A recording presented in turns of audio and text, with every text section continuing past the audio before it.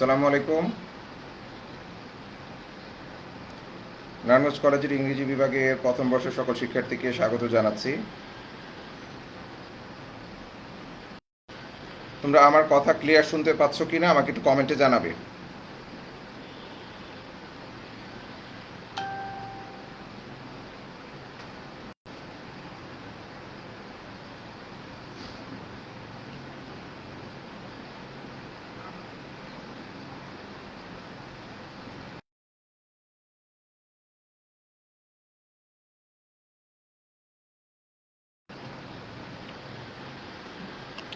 আমরা লাস্ট ক্লাসে যে অংশটুকু আলোচনা করেছিলাম সেখান থেকে শুরু করব।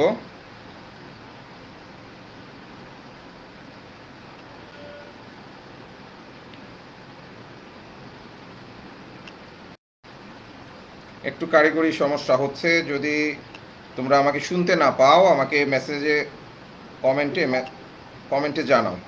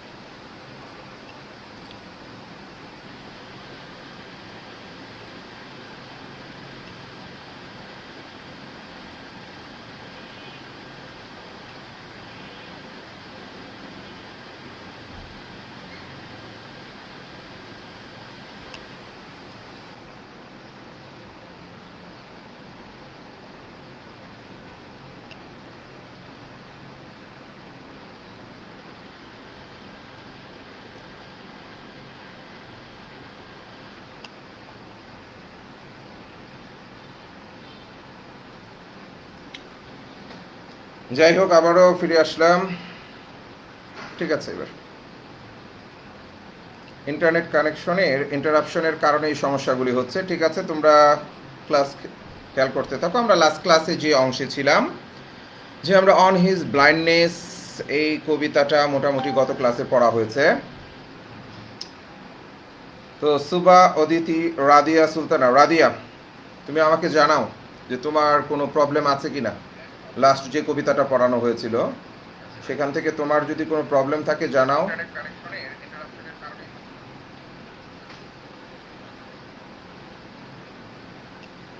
আরও যারা আছো সবাই একটু জানাও যদি কারো কোনো প্রবলেম থাকে। আর যদি না থাকে আমরা আমাদের যতটুকু আলোচনা হয়েছিল এর পরের অংশে ইনশাল্লাহ চলে যাব।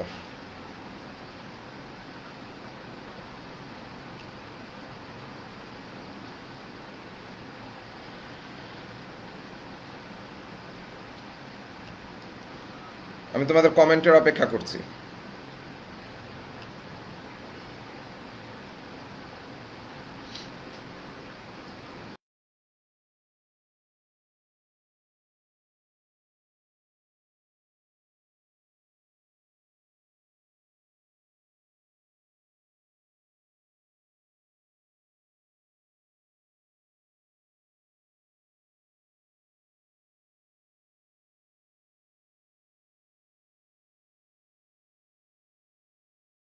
সনেট। তো আমরা অন হিজ ব্লাইন্ডনেস যে কবিতাটা পাচ্ছি সেটা আসলে পেত্রার্কেন ঢঙের একটা কবিতা। এখন পেত্রার্কেন সনেট কোনগুলিকে বলে সেটা আমাকে আগে বুঝতে হবে। ইটালিয়ান পয়েট পেত্রার, যার নাম অনুসারে এই পেত্রার্কেন সনেট এই নামটা করা হয়েছে ইংরেজি সাহিত্যে, এবং এর মধ্যে যে দুইটা অংশ থাকে সেই দুইটা অংশ গত ক্লাসে আলোচনা হয়েছিল।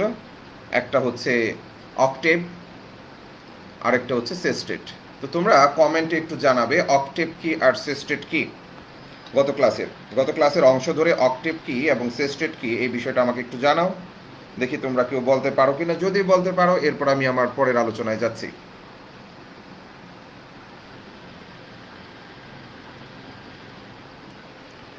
তোমাদের জ্ঞাতার্থে আরেকবার বলে রাখছি, আজকে বেশ কিছু ক্লাসেই সমস্যা হচ্ছে বা হবে। এর কারণ হচ্ছে ফেসবুকের সম্পূর্ণ অংশই নতুন করে সাজানো হয়েছে, কিছু কিছু অংশ তারা চেঞ্জ করেছে, যার কারণে আমাদের যে সাধারণ কানেকশন আছে সেটার সাথে কিছুটা কোয়ালিশন হয়েছিল। এই কারণেই কিছু কিছু ক্লাসে সমস্যা হয়েছে। আগের ক্লাসগুলি তো কম খেয়াল করেছো তোমরা, তো এটা হতেই পারে, সেটা নিয়ে ওয়ারিড হওয়ার নাই। এখন তোমরা সবাই পড়ার দিকে মনোযোগী হও।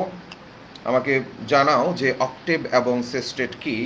এটা জানানোর পর আমি ডিটেলে বুঝিয়ে দেব যে আসলে পেট্রার্ক অ্যান্ড সনেট কাকে বলে, সনেটের মূল ফিচারগুলি কি, সেই সমস্ত বিষয়।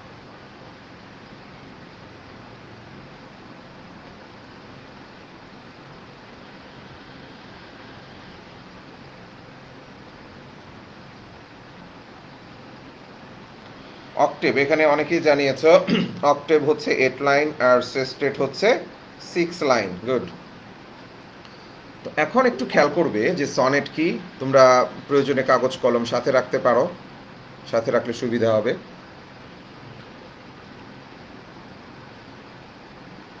সনেট হচ্ছে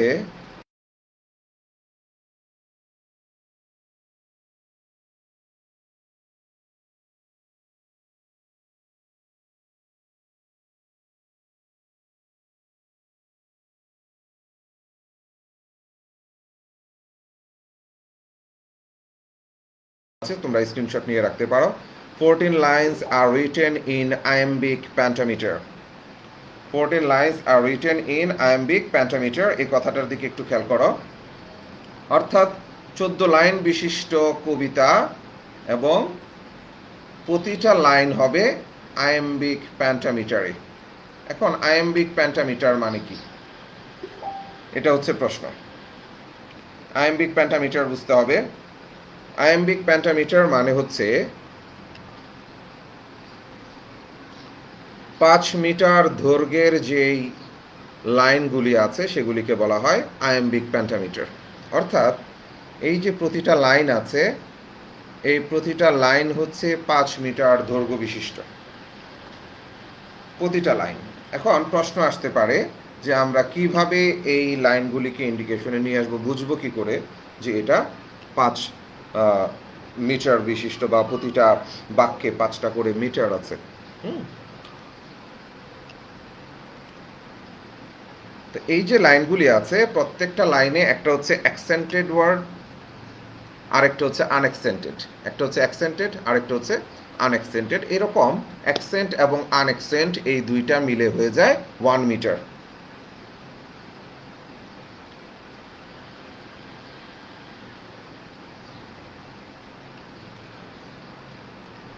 কারো যদি কোনো প্রশ্ন থাকে এর মধ্যে জিজ্ঞেস করবে। তাহলে কাগজ কলম সাথে রাখো, একটু লিখে ফেলো। 1 মিটার ইজ ইকুয়াল টু, তোমরা যদি চাও আমি একটু আরেকটা স্ক্রিনে দেখিয়ে দিতে পারি।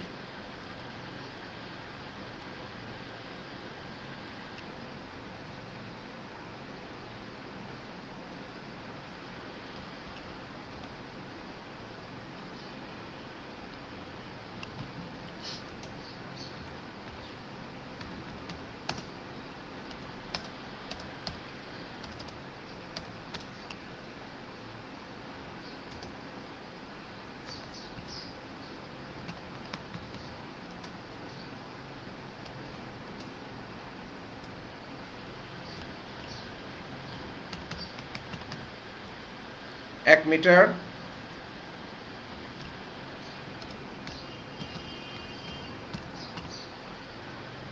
এই যে এখানে বলা হচ্ছে প্রতিটা লাইন 5 মিটার বিশিষ্ট। তোমরা স্ক্রিনে দেখতে পাচ্ছ 1 মিটার সমান সমান কি বলা হয়েছে, বড় করে দেই।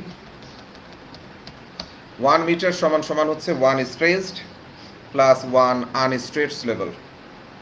যারা বুঝতে পারোনি যে আসলে 5 মিটার কিভাবে নির্ধারণ করতে হয়, এখানে স্পষ্ট করে দেওয়া আছে যে 1 মিটার সমান সমান 1 স্ট্রেচড অ্যান্ড 1 আনস্ট্রেচড লেভেল। এভাবে আমরা মিটার নির্ধারণ করব। তাহলে কবিতায় সেটা কিভাবে সম্ভব সেটা খেয়াল করো। আমরা এখান থেকে একটা লাইন ওই জায়গাটাতে নিয়ে যাই, এখানে নিয়ে আসলাম। এটা হচ্ছে প্রথম লাইন, এটা হচ্ছে কবিতার প্রথম লাইন। এখানে এই যে 5 মিটার বিশিষ্ট লাইন হবে সেটা আমরা কিভাবে বুঝবো একটু খেয়াল করবে। আমরা পরবর্তী যে ক্লাসগুলি হবে 25 তারিখ থেকে, সেখানে আমরা সরাসরি তোমাদের সাথে কথা বলার সুযোগ পাবো, সমস্যা হবে না ইনশাল্লাহ। এখন তোমাদের কমেন্ট করে জানাতে হবে, এবং আমি যে স্ক্রিন দেখাচ্ছি এর বেশ কিছুক্ষণ পর তোমাদের এখান থেকে কমেন্ট পাচ্ছি, যার কারণে তোমরা আমার সাথে তাল মেলাতে পারছো না।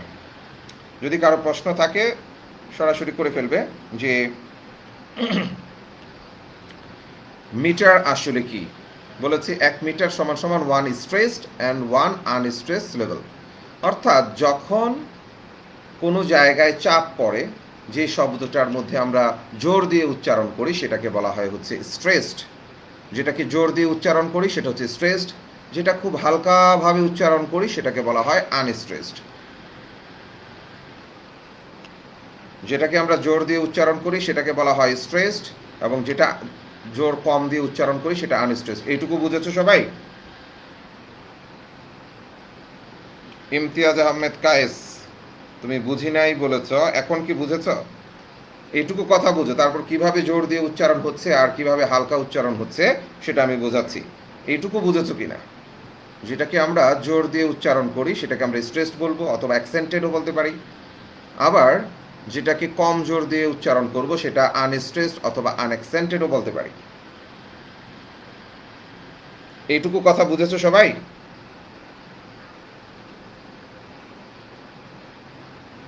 আচ্ছা, এইটুকু যদি বুঝে থাকো তাহলে এবার খেয়াল করো, এটা হচ্ছে কবিতার প্রথম লাইন।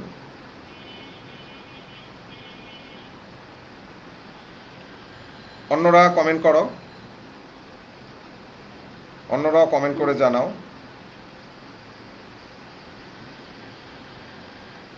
গুড। এখন খেয়াল করে দেখো, এখানে যে বাক্যটা আছে, when I consider how my light is spend, একদম প্রথম লাইনটা কিন্তু নিয়ে এসেছে কবিতা থেকে। এখানে আমরা 5টা সিলেবল যদি বের করতে চাই তাহলে কিভাবে হবে? হোয়েন, এই যে সিলেবলটা আছে সেটাকে কিন্তু আমরা খুব হালকাভাবে, মানে আনস্ট্রেসড ওয়েতে উচ্চারণ করছি। হোয়েন, এটা হচ্ছে আনস্ট্রেসড। কিন্তু যখন বলছি আই, আয়ের উপর কিন্তু জোর দিচ্ছি। যখন হোয়েন বলছি খুব আলতো করে শব্দটা উচ্চারিত হচ্ছে। এখন এই মিটার বের করতে হলে তোমার উচ্চারণের সঠিক যে অবস্থান আছে সেটা তোমার জানা থাকতে হবে। যেমন আই, এই শব্দের উপর চাপ পড়ছে, এই জন্য এটাকে বলা হচ্ছে স্ট্রেসড। তাহলে হোয়েন, এটার মধ্যে তেমন কোনো আমরা কিন্তু স্ট্রেস দিচ্ছি না। হোয়েন খুব হালকাভাবে উচ্চারিত হচ্ছে। আই এভাবে উচ্চারণ করতে হয়। তখন এই যে একটা আনস্ট্রেসড এবং একটা স্ট্রেসড, এই দুইটা মিলে হয়ে গেল 1 মিটার। প্রথম মিটার বুঝেছ?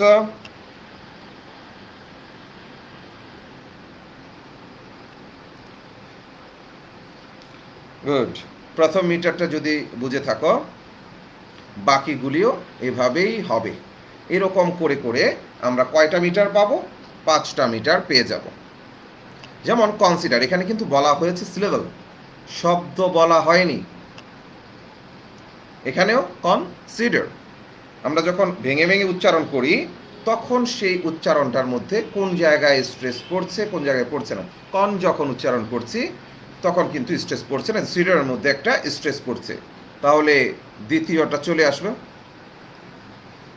এভাবে করে করে আমরা বাকি সব জায়গাটাতে 5 মিটার খুঁজে পাবো। বুঝেছো নিশ্চয়ই কিভাবে মিটার সিলেক্ট করতে হয়? তো আরেকদিন তোমাদেরকে আমি পুরোপুরি এরকম স্কেনশন শেখাবো যে আসলে কিভাবে মিটারটা হয়, তোমরা বের করতে পারছো কিনা। আমি এখানে 2টা শব্দ বা 2টা মিটার দিয়ে বোঝালাম, বাকি অংশগুলির মধ্যে এরকম আরও 3টা আছে, টোটাল মিলে হয়ে যায় 5টা। এরকম 5টা মিলে 1 মিটার হয়। তাহলে আয়াম্বিক পেন্টামিটার,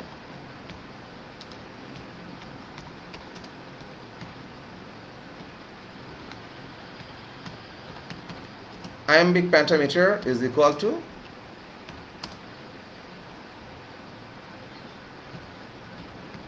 5 মিটার্স। এখন নিশ্চয়ই বুঝে গেছো কিভাবে আয়াম্বিক পেন্টামিটার এই শব্দটা আসলো।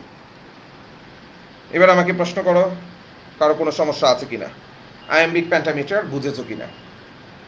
এখানে আমি দুইটা দেখিয়েছি, এখানে টোটাল আছে 5টা পেয়ার। তোমরা নিজেরা উচ্চারণ সঠিকভাবে করতে পারলে নিজেরাও করতে পারবে। এটার উপর একটা পূর্ণাঙ্গ ক্লাস আবার নেওয়া হবে তোমাদের।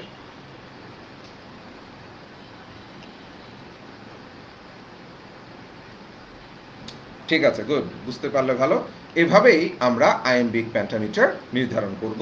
এভাবে আমরা যখন কোনো বাক্যে 5 মিটার পেয়ে যাব সেটাকেই বলবো আয়াম্বিক পেন্টামিটার। আয়াম্বিক পেন্টামিটার বোঝা হয়ে গেছে। এবার আমরা আবার কবিতার স্ক্রিনে চলে যাই।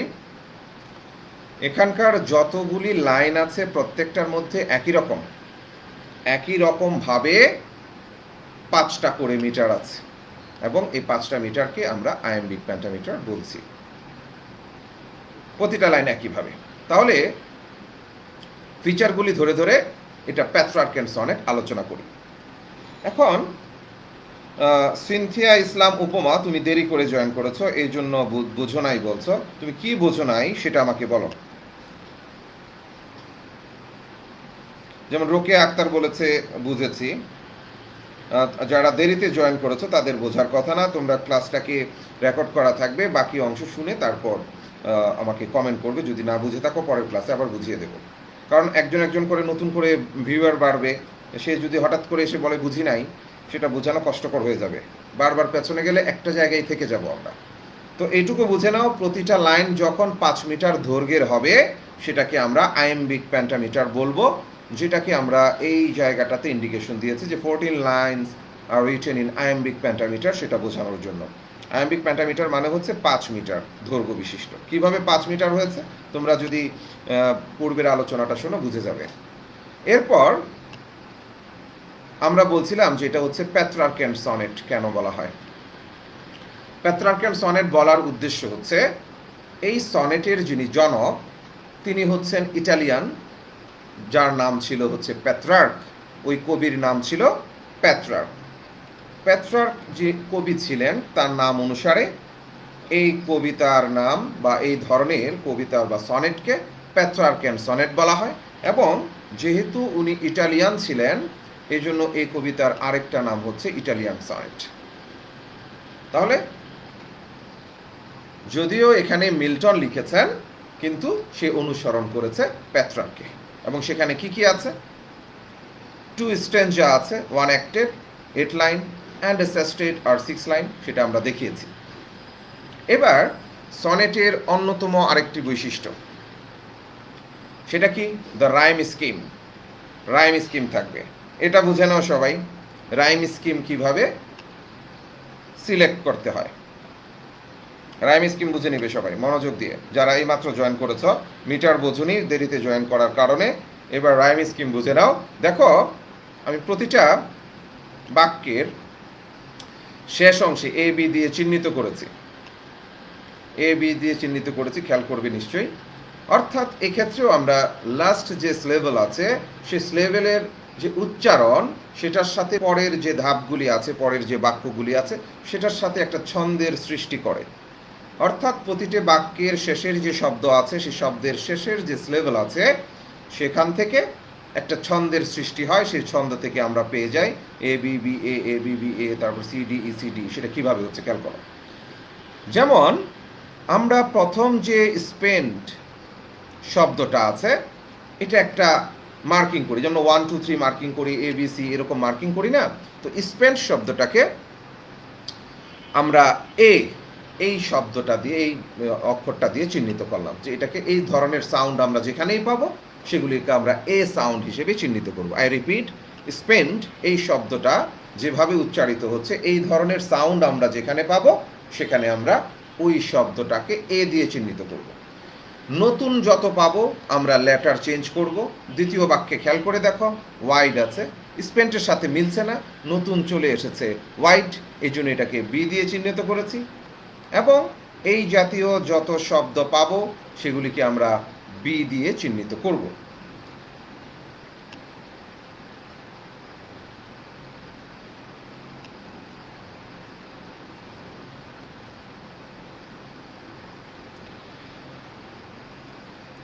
তো এখানে খেয়াল করো, হোয়াইট এবং হাইড, হোয়াইট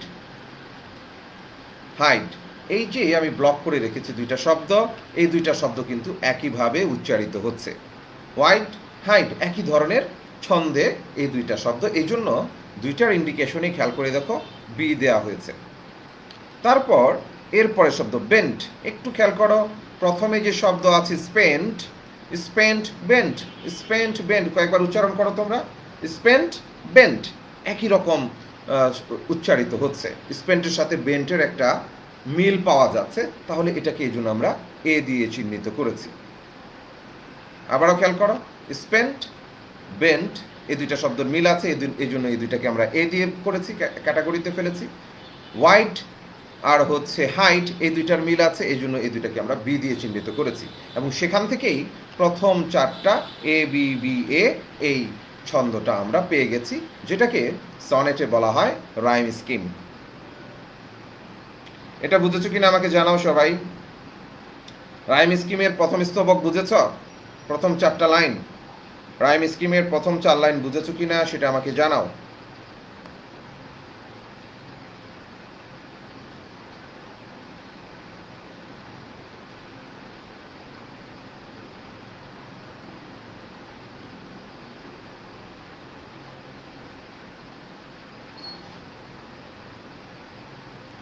যদি বুঝে থাকো গুড। এরপর আমরা, থ্যাংক ইউ, রাইম স্কিমটা যদি বুঝে থাকো ভালো, আলহামদুলিল্লাহ। ঠিক একইভাবে পরের স্টেঞ্জাতে চলে যাই, শেষের যেই সিলেবল আছে সেন্ট, তাহলে স্পেন্ট সেন্ট, স্পেন্ট, তারপর এখানে ছিল বেন্ট, তারপরে হচ্ছে সেন্ট, অর্থাৎ প্রেজেন্টের শেষের যে সিলেবল আছে সেটার মধ্যে সেন্ট হিসেবে চিহ্নিত করা হয়েছে, তাহলে এই শব্দটিও বা এই সিলেবলটিও এর মতো যাচ্ছে, একই ছন্দে উচ্চারিত হচ্ছে, এই জন্য এটা হচ্ছে এ। তারপর child, white child, white child, ছন্দ মিলে যাচ্ছে, বি এর মতো উচ্চারিত হচ্ছে, এই জন্য এটাকে আমরা বি দিয়ে চিহ্নিত করেছি। তারপর হচ্ছে ডি, তারপর হচ্ছে নাইট, নাইট শব্দটা চাইল্ড নাইট, অর্থাৎ white height child night, white height child night, এভাবে উচ্চারিত হচ্ছে, তাহলে এই শব্দগুলিও বি। তাহলে আবার পেয়ে গেলাম এ বি বি। তারপর হচ্ছে প্রিভেন্ট, ভেন্ট শব্দটা শেষের সিলেবল ভেন্ট, এই ভেন্টটাকে আমরা মিলাই, স্পেন্ট বেন্ট সেন্ট ভেন্ট, তার মানে এই শব্দগুলি সব একই রকম, এই জন্য এটাকে আমরা এ দিয়ে চিহ্নিত করব। আশা করি পরের স্তবকও বুঝে গেছো, এবং পরের স্তবকে যে অবস্থাটা এসেছে এ বি বি এ, তাহলে প্রথমে হয়ে গেল 4 লাইন এ বি বি এ, দ্বিতীয় 4 লাইন হয়ে গেল এ বি বি এ, এই হচ্ছে আমাদের অক্টেভ। অর্থাৎ পেট্রার্কেন সনেটে আমরা অক্টেভ নির্ধারণ করব, এবং সেখানকার যে রাইম স্কিম আছে 8 লাইনের মধ্যে প্রথম 4 লাইনে থাকবে এ বি বি এ, এবং পরের 4 লাইনেও এ বি বি এ, সেখান থেকে আমরা রাইম স্কিম পেয়ে গেছি এ বি বি এ, এবং দ্বিতীয় রাইম স্কিম এ বি বি এ, 8 লাইন শেষ। অক্টেভের রাইম স্কিম বলা শেষ হয়ে গেল। এবার সেস্টেটে, সেস্টেটে হচ্ছে কি সিডিই সিডিই, পরের যে ব্যাখ্যাটুকু আছে সেটা আমি পরে বোঝাচ্ছি, আমরা আগে এটুকু বুঝে নিই। এটা হচ্ছে কি সিডিই সিডিই, সেটা কিভাবে হলো।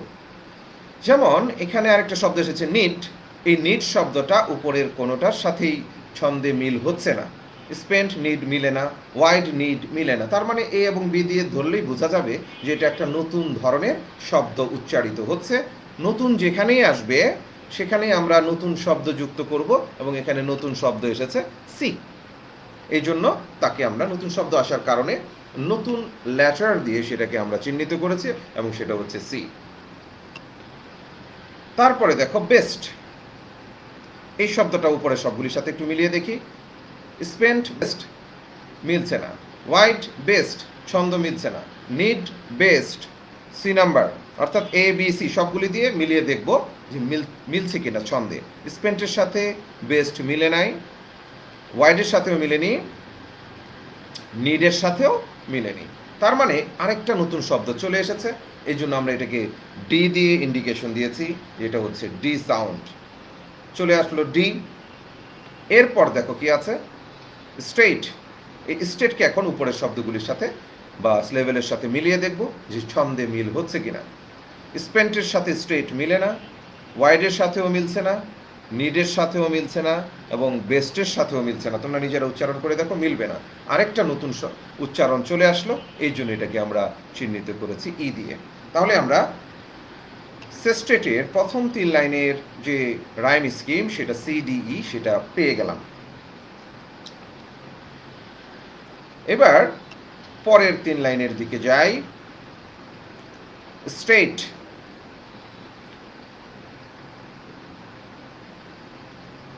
না সরি স্পিড, না স্পিড নতুন আরেকটা। তো প্রথম থেকে মিলিয়ে আসি। স্পেন্টের সাথে মিলছে না, ওয়াইডের সাথেও মিলছে না। সি নাম্বার হচ্ছে need speed, need speed, need speed. Good, এই তো ইমতিয়াজ বুঝতে পেরেছে। New word means new sound. New word না বলে ইমতিয়াজ বলবে হচ্ছে নিউ সাউন্ড। নতুন শব্দ তো সব জায়গাটাতেই এসেছে, নতুন শব্দ এসেছে। নতুন শব্দ না বলে আমরা নতুন উচ্চারণ বলতে পারি, হ্যাঁ, সাউন্ড বলতে পারি, ঠিক আছে? নতুন সাউন্ড বলবো। ইমতিয়াজ একটু কমেন্ট করে জানাও আমার কথাটা বুঝেছো কিনা, যে নতুন ওয়ার্ড না বলে, নিউ ওয়ার্ড না বলে নিউ সাউন্ড।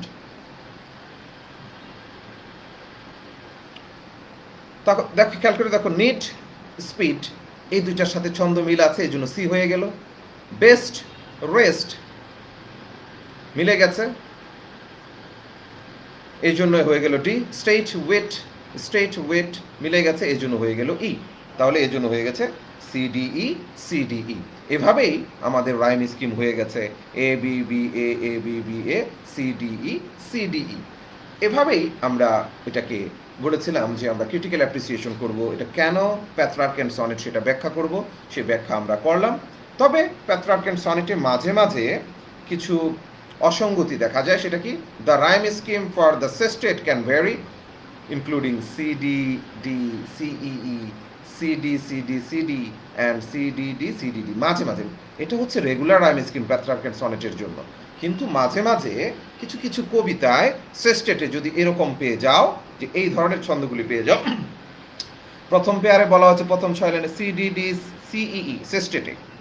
এই যে সেস্টেট আছে, এই সেস্টেটে অনেক সময় এই ধরনের রাইম স্কিম পাওয়া যেতে পারে, সিডিডি সিইই অথবা সিডি সিডি সিডি এরকম করে 6টা লাইন হতে পারে, অথবা সিডিডি সিডিডি এভাবেও 6 লাইন হতে পারে যদি পাওয়া যায়। এই কবিতায় সেরকম হয়নি, সরি, এই কবিতায় পাওয়া গেছে ঠিক এই রাইম স্কিমটা। এই হচ্ছে বেশ কয়েকটা ফিচার আমি বললাম। এবার খুব মনোযোগ দিয়ে শেষ কথা শুনতে হবে, এবং এটা বলে আমি তোমাদের কাছ থেকে প্রশ্ন নেব, এরপর ক্লাস শেষ করব। যে একটা গুরুত্বপূর্ণ কথা, সবাই একটু মনোযোগী হও, যে এই যে অক্টেভ এবং সেস্টেট এটার ভাগ করার কিছু উদ্দেশ্য আছে। অক্টেভ এবং সেস্টেট যে ভাগ করা হয় সেটার একটা উদ্দেশ্য হচ্ছে এই যে অক্টেভ আছে, এই অক্টেভের মধ্যে একটা সমস্যার উত্তরণ ঘটবে, অর্থাৎ এখানে একটা সমস্যা পাওয়া যাবে। যিনি স্পিকার আছেন এই কবিতার, তিনি এই জায়গাটাতে একটা সমস্যার উদ্রেক করাবেন এবং সেস্টেটে যে তার একটা সমাধান উনি খুঁজে বের করবেন। এই হচ্ছে কথা। তাহলে অক্টেভের মধ্যে সমস্যা শেষ হয়ে যাবে, সেস্টেটে যে সমস্যার সমাধান হয়ে যাবে। বুঝতে পেরেছ? অক্টেভের সমস্যা বলা হবে। তাহলে আমরা লাস্ট ক্লাসে জিজ্ঞেস করেছিলাম অক্টেভের যে সমস্যাগুলি, সেখানে তার সমস্যা ছিল উনি ব্লাইন্ড হয়ে গেছেন, উনি ওনার মনের যেই আকুতি বিধাতার প্রতি প্রার্থনা করা সেটা উনি করতে পারছেন না, কারণ কবিতা লেখাটাকেই উনি প্রার্থনা মনে করেন, সেক্ষেত্রে নিজেকে পাপী ভাবছেন। এরকম করে করে উনি এই অক্টেভে ওনার সমস্যা ব্যক্ত করেছেন। কিন্তু একটু খেয়াল করে দেখো সবাই, টু প্রিভেন্ট বলে অক্টেভে কিন্তু লাইন শেষ করেনি। টু প্রিভেন্ট বলে অক্টেভে লাইন শেষ করেনি, কিছু অংশ চলে এসেছে সেস্টেটে, that murmur soon replies. To prevent that murmur এই পর্যন্ত চলে এসেছে। কেন করেন নাই? ওই 5 মিটারের ছন্দ মিলাতে, যে 5 মিটারের যে অবস্থান আছে আয়াম্বিক, সেটা মিলাতে যে হয়তো বা উনি অক্টেভের মধ্যে তার সমস্যা শেষ করতে পারেন না। সেস্টেটের প্রথম লাইনের কিছু অংশে দ্যাট মারমার এই শব্দটা অক্টেভ থেকে চলে এসেছে। এইটুকু মিল্টন পেত্রার্কের ঢং থেকে দূরে সরে গেছেন। খুব মনোযোগ দিয়ে আরেকবার ইনফরমেশনটা খেয়াল করো। পেত্রার্কেন সনেটে অক্টেভের মধ্যেই সমস্যা বলা শেষ হবে, সেস্টেটের মধ্যে সমস্যার সমাধান শুরু হয়ে যাবে। কিন্তু উনি যেটা করেছেন যে অক্টেভে প্রায় শেষ করেছিলেন, কিন্তু দুইটা ওয়ার্ড আবার সেস্টেটে চলে এসেছে ওই লাইনগুলি থেকে, যার কারণে একটু ভিন্নতা আছে। কিন্তু এইটুকু ভিন্নতার জন্য আমরা এটাকে ভিন্ন মাত্রায় নিয়ে যাব না, এটাকে আমরা পেত্রার্কেন ঢঙের সনেট হিসেবেই চিহ্নিত করব, শুধুমাত্র এইটুকু পার্থক্য ছাড়া। এবার যেই অবস্থানগুলি ব্যাখ্যা করা হলো সনেট হওয়ার জন্য, সেগুলি আরেকবার বলে দিচ্ছি, অথবা আমি তোমাদের এখানে আরেকবার লিখে দিচ্ছি। প্রথম শর্ত হচ্ছে কি 14 লাইন্স, 14 লাইন্স হতে হবে। তারপর কি হবে, লাইনগুলি কি হবে, আইএমবিক পেন্টামিটার, এটা লেখা আছে যদিও, এটাকেই কপি করে দেই। আইএমবিক পেন্টামিটার হতে হবে লাইনগুলি, মানে 5 মিটার হতে হবে। তারপর কি লাগবে, স্ট্রেঞ্জার,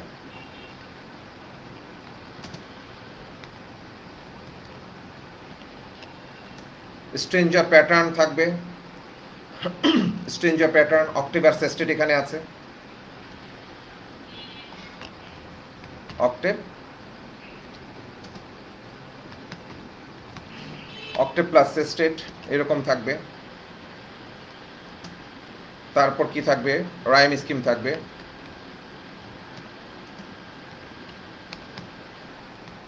রাইম স্কিম থাকবে। এই বিষয়গুলি যদি আমি একটু বলেই দিই,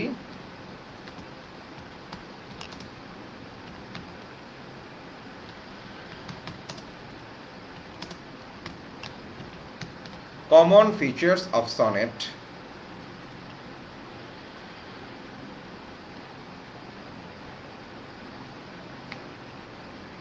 common features of sonnet কি কি থাকবে, 14 লাইন্স থাকবে, আইএমবিক পেন্টামিটার থাকবে, অর্থাৎ 5 মিটার,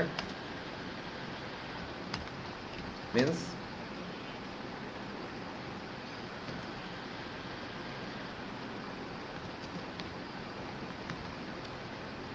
মিন্স 5 মিটার। আইএমবিক স্ট্রেঞ্জার প্যাটার্ন থাকবে, সেখানে অক্টেভ সিস্টেট থাকবে, রাইম স্কিম থাকবে। রাইম স্কিম আমরা এখানে দেখেছি। এই ফিচারগুলি হচ্ছে সকল ধরনের সনেটে কমন ফিচারস অফ সনেট। অর্থাৎ আমরা 3 ধরনের সনেটের কথা বলেছি, সকল ধরনের সনেটে এই বিষয়গুলি থাকতে হবে। এখন স্ট্রেঞ্জার প্যাটার্ন কখনো অক্টেভ সিস্টেট থাকবে, এটা হচ্ছে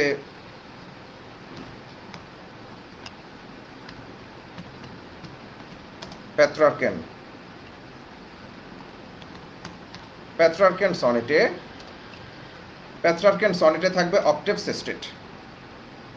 পেত্রার্কেন সনেটে হচ্ছে অক্টেভ সিস্টেট থাকবে। আবার Shakespearean sonnet, shall I compare thee to a summer's, সেটাও আমি পড়াবো। সেখানে আবার দেখবো যে ইংলিশ সনেট সেটা কিভাবে হচ্ছে, সে বিষয়গুলি আমরা আস্তে আস্তে জানবো। এবার আমি তোমাদের কাছ থেকে প্রশ্ন আশা করছি, যদি প্রশ্ন করো, কোনো সমস্যা থাকে আমাকে জানাও, তারপর আমি আমার ক্লাস শেষ করবো। একদমই শেষ পর্যায়ে চলে এসেছি আমরা ক্লাসের। 1 মিনিটে যদি কারো কোনো প্রশ্ন থাকে আমাকে জানাও।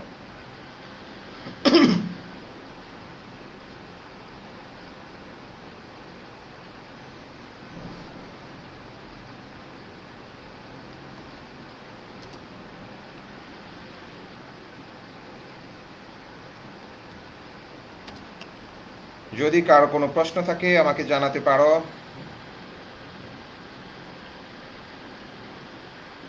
প্রশ্ন নেই?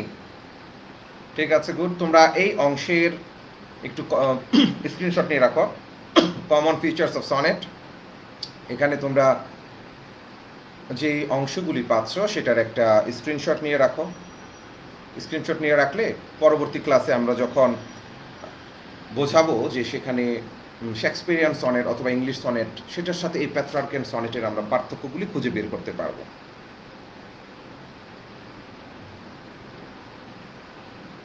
তো আমি প্রশ্ন আশা করছি তোমাদের কাছ থেকে। ফেসবুক লাইভে তোমরা জানো আমি যে কথাগুলি বলছি বা টিচাররা যে কথাগুলি বলে কিছুক্ষণ পরে ব্রডকাস্ট হয়, যার কারণে তোমাদের কাছে কমেন্ট পেতে সময় লাগছে, আমি বুঝতে পারছি। তারপরেও যদি কারো কোনো প্রশ্ন থাকে করো, প্রশ্ন না থাকলে সেই জায়গাটাতে আমি শেষ করে দিব।